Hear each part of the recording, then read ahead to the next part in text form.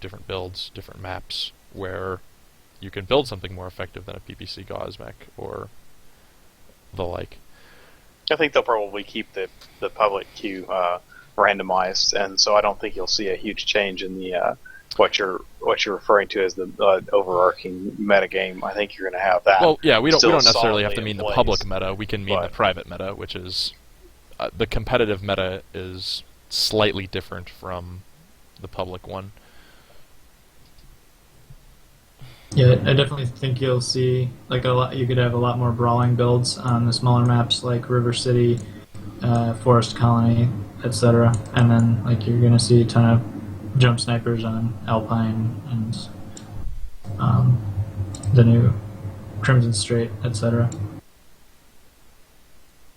The main outcome of all of that, fingers crossed, knock on wood, is that there are going to be hopefully a lot more people involved in competitive play. Not only is it going to be more interesting to actually play in with that additional layer of complexity, but it's going to be a lot easier to actually arrange your matches.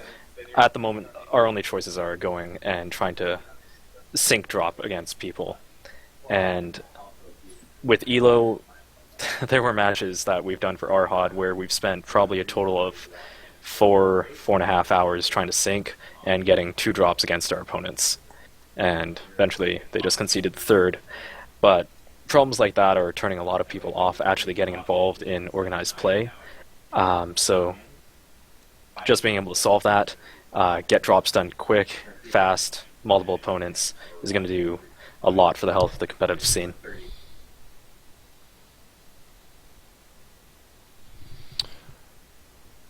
So you think it'll major? Sorry, I was playing jokes on the chat. Do you think it will cause a downfall in the public queue? Most of the 12-man queue right now is based around competitive players practicing stuff like that. You hardly ever see, you hardly ever run up against a 12-man that you don't recognize at least one person on. Do you think it will kill the public drop scene? Do you think it'll be even harder for pugs to get in on 12-man action without joining a unit and signing up for a scrim and stuff like that? Or do you think there will be more people in the 12-man queue because they're not worried about running into units? I guess that would depend on how they do that and their marketing, or how are they going to implement the drops, and what are they going to do about the matchmaking system, which is currently sort of derped up, where you can end up with some really unbalanced teams. From my perspective, the teams that we run across in queue range from or are mainly units. I think I've only seen one or two.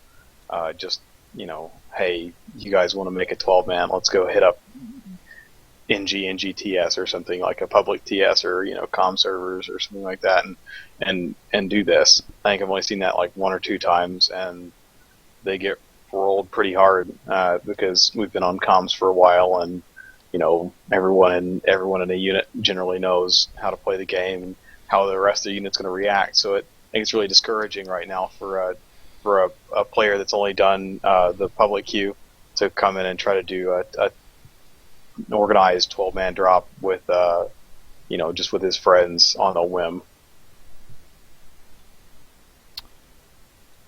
Anybody else?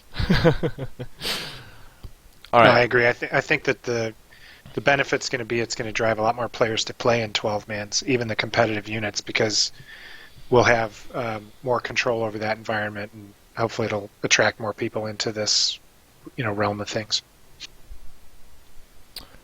Another thought on pre-made lobbies: if they'd let us drop with less than 12 people in them, we may see a new kind of group form around trying to drop in like a lance-on-lance kind of a fight, 4-on-4 competition.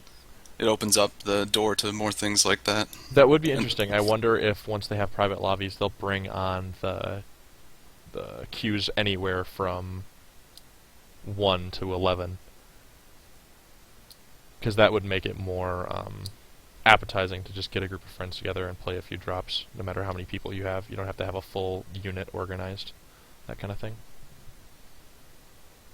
Yeah, I think having to have 12 people puts a huge press on a lot of smaller units that maybe aren't able to get, are aren't able to get a lot of people extra every night, or you have 12 people show up exactly, and one guy has to bow out, and then you're out of the queue, or else you have to go find somebody random to fill in. So allowing drops of less than 12 people in between those ranges would definitely, I think, increase the appeal for these for private lobbies, or groups of more than 4, and not matching in the public queue. And but that's not going to increase the number of people in the public, like the public 12-man queue. Like when you just go and you form up 12 people and hit launch.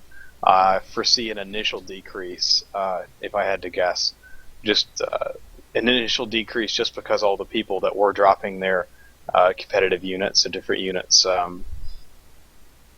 that were already there filling it will be gone, making private lobbies to either practice with other units or amongst themselves.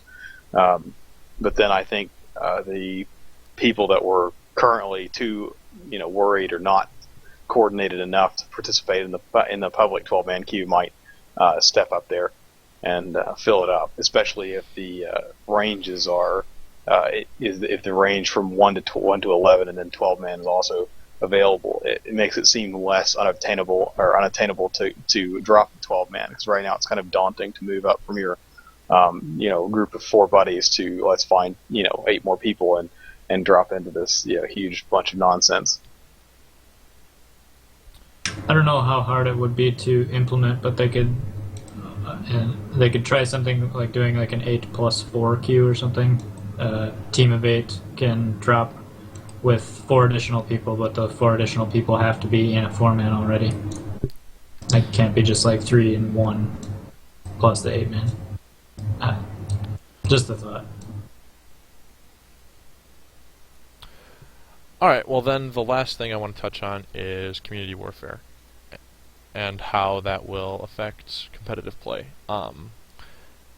I've been thinking a lot about, how will units prioritize these competitive leagues, which are still going to be basically the only way of competition, unless PGI really steps up and throws big tournaments and stuff like that, anything akin to the StarCraft scene or something like that.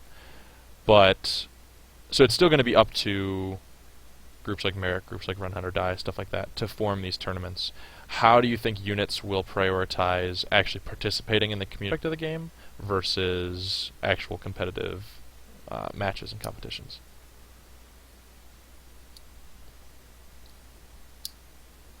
I think there's room for both, right? So we're, at least from the Blackstone Knights perspective, we're looking forward to community warfare. We've been looking forward to that since the beginning. Probably be looking forward to that for another year or two. But we definitely want to do both, and we just don't know how exactly it's going to be implemented. We're starting to see glimpses of it. It's certainly not going to replace. We've got a lot of competitive-minded people. We want to get better in the leagues, so we want to devote a lot of time and effort to that. But we're looking forward to both. From an extremely nerdy perspective, it makes me happy that there's a lot of teams that are going to be very skilled, what looks to be very skilled mercenary groups.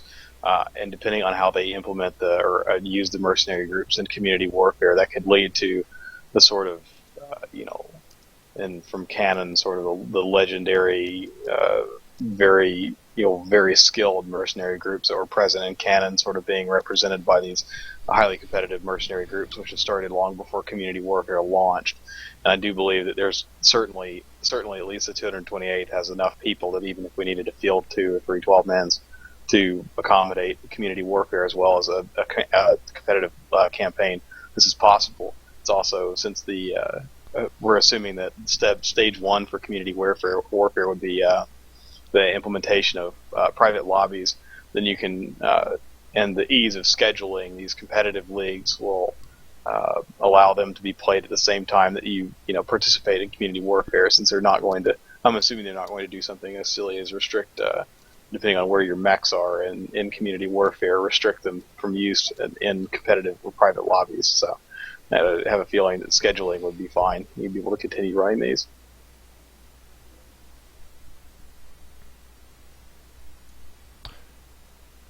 Okay.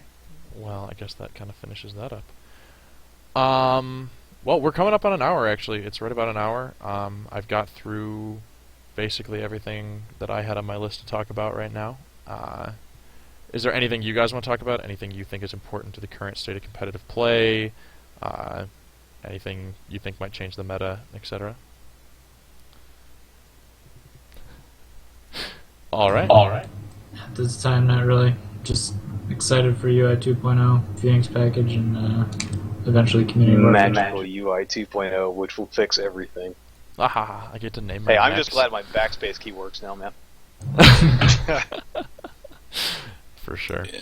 I would like to encourage anybody out there that's never dropped in a 12-man group before to do so. Check it out. It's a completely different game than just dropping with pugs or a group of 4. It's much more coordinated. I think you'll find it much more fulfilling. Everybody should try it out. As far as I know, everyone here has a fairly open unit, and if you're looking for somebody to drop with, try any of these guys. Go in. They all have TSs. They all have really nice websites. Feel free to apply. I know at least 228 has a big spot for just casual players that want to hang out and have people to drop with. I don't know Blackstone or Jaguars. I don't know about you guys, but 12-mans is pretty much where the fun is at, in my opinion. So everyone should try that out. Oh, I guess I should ask chat. Chat, do you guys have any questions that you want this board of expertise to answer? We're aboard now. Oh yeah, you guys are and we're experts. episode Yes, of 1 board course. of experts.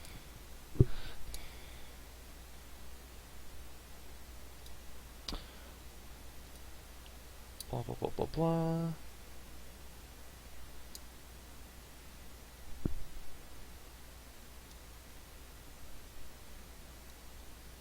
Man's got a point. Why is Xander's name wrong?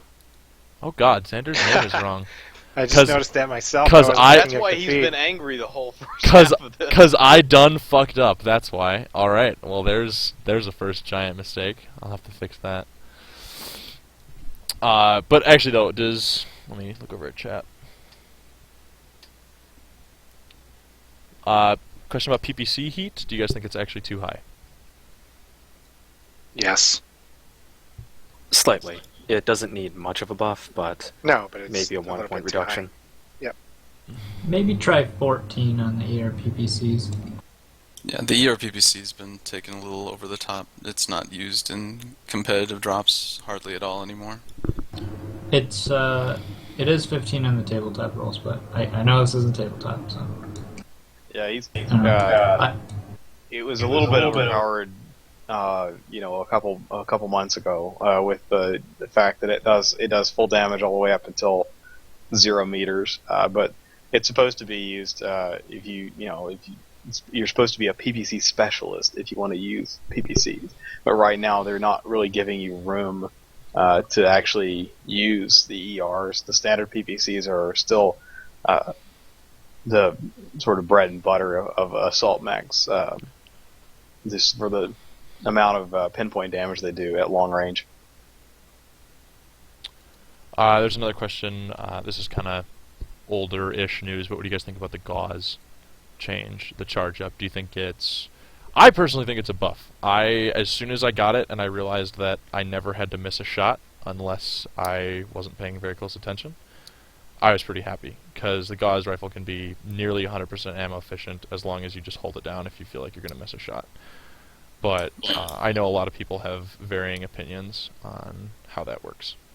I would, totally disagree. There's in no way a buff. The thing you miss out now with the charge is taking shots of opportunity that you had before. You know, the break and a brawl between 2 mechs, you can shoot the enemy. You miss that. Now you only get your PPCs if that's the kind of build you're running. Not only that, but your DPS is also decreased because not only do you have the 4-second cooldown, but you also have the charge up time as well. Right. Do you think that there will be... Would you guys approve of a change in that? Would you approve of making so the charge up time is 0.75, right? So I think that's right. Yeah. So would you approve of making the cooldown time 3.25 to account for that and give it the same cooldown rate, or do you think it needs to be even lower? I think despite it being a nerf, it actually puts the Gauss in a pretty good position. It's just currently overshadowed still by PPCs and other mid-range weapons like AC5s and AC10s. working in combination on jump snipe.